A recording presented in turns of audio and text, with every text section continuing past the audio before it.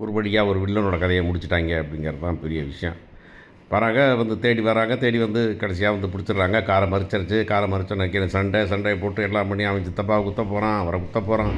காவேரி நல்ல வேளை குழந்தைய எடுத்து வச்சுட்டாங்க. எடுத்து வச்சுட்டு இதோன்ட்டு அவன் மூர்க்கமாக சண்டை போட்டுட்டு அப்புறம் இவர் விஜய் துரத்தணுன்னு ஓடுறவன் திரும்பி பார்க்காம போய் அப்படியே நேராக போய் எய்த்தாப்பு வந்து லாரியில் போட்டு தட்டிடுறான் அப்படிங்கிறது தான். தட்டி முடிச்சிடுறாங்க. உடனே என்கொயரி பார்க்குறாங்க. பார்த்தாக்க கடைசியில் சரி அவர் ஆக்சிடென்ட் ஆகிருப்பான்னு பார்த்தா, ஆக்சிடென்ட் ஆகி நம்ம அடிபட்டுருக்குன்னு பார்த்தா கடைசியில் இறந்தே போயிட்டாங்க அப்படிங்கிறது தான். இறந்து போயிட்டான்.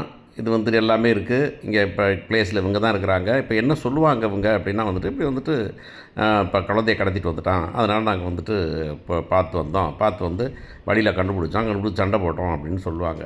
இதை வந்து வழக்கமாக யாரும் ஒத்துக்க மாட்டாங்க. ஏன்னா வந்துட்டு இதில் அவன் சாகிறதுக்கு காரணம் யாருன்னா விஜய் துரத்திட்டு ஓடினது தான் அப்படின்னு தான் போலீஸ்காரங்க வழக்கமாக பண்ணுவாங்க அந்த கதையை. இன்னொன்று என்ன நடக்கும், என்னப்பா நீ என்னடா போலீஸ் வேலை பார்க்குற, நீ வந்துட்டு முதல்ல எனக்குள்ள கம்ப்ளைண்ட் பண்ணியிருக்கணும். ஒரு கம்ப்ளைண்ட் பண்ணாமல் நீ எப்படி பண்ணீங்க, எப்படி அவன் காரை துரத்துனேன் அப்படின்னாக்க இவர் சொல்லுவாரா, எனக்கு டிபார்ட்மெண்ட்டில் ஆள் இருக்குது, அவன் எந்த பக்கம் காரில் போகிறான்னு காரை கண்டுபிடிச்சி சேஸ் பண்ணேன் அப்படின்னு சொல்லுவாரானா, இது எல்லாமே வந்து ஒரு காம்ப்ளிகேஷனில் தான் போய் முடியும்.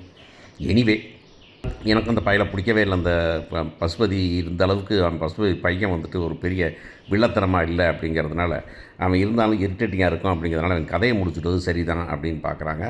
பார்த்துட்டு உடனே வந்துட்டு இவங்க அம்மாவுக்கு ஃபோன் பண்ணுது காவேரி. ஃபோன் பண்ணி இப்படி குழந்தை இருக்கிறா அப்படின்னு சொல்லிட்டு என் பக்கத்தில் தான் இருக்கிறாங்கன்னு சொல்லிட்டு என்னடி ஆச்சுனாங்க, இப்படி ராகவ் தான் நம்ம குடும்பத்துக்கு யாரும் பிரச்சனை பண்ணாங்களோ அவங்களே தான் விஜய் சார் குடும்பத்துக்கும் பண்ணுறாங்க அப்படின்னு சொல்கிறாங்க. அப்புறம் உடனே குழந்தைய கூப்பிட்டு வந்து அங்கே வந்துட்டு அந்த பொண்ணு வந்துட்டு ரொம்ப தான் அழுதுட்டு இருந்துச்சு, ஒரு ட்ரௌமா. ஸோ அதை வந்து நேராக வந்து தூங்குது அப்படின்னு கொண்டு போய் வீட்டில் கொண்டு வைக்க போகிறாங்க அப்படிங்கிறத பார்க்குறோம். இதுக்கடையில் வந்துட்டு இவரும் தாத்தாவுக்கு பாட்டிக்கெலாம் சொல்லிவிட்டு சித்தப்பா வந்து என்ன பண்ணுறாரு, நான் போய் கம்ப்ளைண்ட் கொடுத்துக்கிறேன்டா, நீ போய் இப்போ குழந்தைய கூட்டு போய் பாருன்னு சித்தப்பா ரொம்ப நல்ல மனுஷன் நான் சொல்கிறாரு அப்படின்னு பார்க்குறோம். அப்போ இங்கே வீட்டுக்கு வராங்க. வீட்டில் வந்துட்டு பார்த்துட்டு அப்புறம் பொண்ணை படுக்க வச்சுட்டு தூங்க வைக்கிறாங்க. தூங்க வச்சுரும்போது அந்த பொண்ணு வந்து அலறிட்டு ஐயோ என்னை விட்டுருங்க எங்கள் அப்பாட்ட போகணுன்னா போய் அப்பாவே போய் சொல்கிறார் விஜய்கிட்ட, நான் இங்கே தான் இருக்கிறேன், இங்கே தான் போய் சொல்கிறீங்க, எங்கள் அப்பாவை பார்க்கணும், நீங்கள் என்னை கடத்திட்டு போகிறீங்க அப்படின்னு அந்த பொண்ணு சத்தம் போட்டோன்னே காவேரி என்ன பண்ணுறாங்க, சரி ஒரு நிமிஷம் பொறுங்க அப்படின்னு சொல்லிட்டு நான் பார்க்குறேன் அப்படின்னு போய் உட்காந்தோன்னே அந்த பொண்ணு வந்து அம்மா இல்லையா, அது வந்து உடம்போட சூடே தெரியும் அப்படிம்பாங்க இல்லையா, அப்படிலாம் காமிக்கணும் நமக்கு. அதில் அப்படியே ஒரு சீனு தான் நம்ம பார்ப்போம் சொல்லியிருப்போம் இல்லையா, அந்த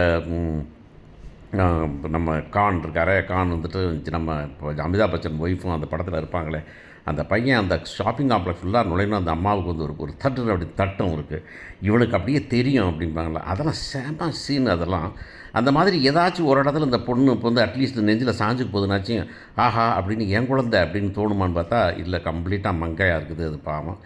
அப்போ கடைசியாக சரி அப்புறம் முடிச்சுட்டு படுக்க வச்சுருப்பார். இவங்களாம் சொல்கிறாங்க இன்றைக்கி நீங்கள் தங்கிடு அப்படின்னு சொன்னாங்க.